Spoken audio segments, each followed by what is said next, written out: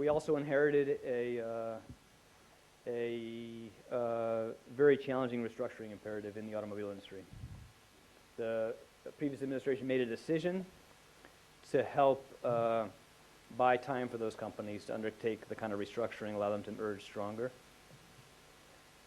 Because of what's happening to overall demand in the economy as a whole, and because of what's happened to the financial markets, those companies were under really acute pressure.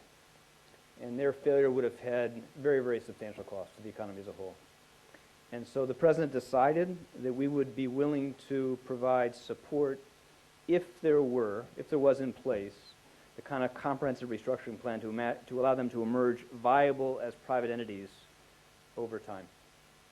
And you're going to see an announcement later today in the United States about both the GM effort and the stage of the Chrysler restructuring effort. And we're very optimistic they're going to have these firms emerge stronger without government assistance going forward because they've undertaken very, very dramatic restructurings. In both these cases, the government's assistance has come in support of restructuring, not to prevent restructuring. And our objective is to make sure we're limiting our involvement to the minimum necessary and that we get out of those involvement as quickly as we can.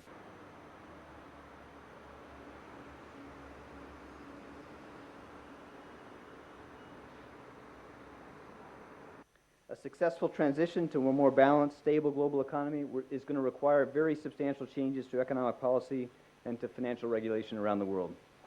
But some of the most important of those changes are going to have to come in China and in the United States. How successful we are in Washington and in Beijing will be critically important to the economic fortunes of the rest of the world. And the effectiveness of U.S. policies will depend in part on China's and the effectiveness of yours on ours.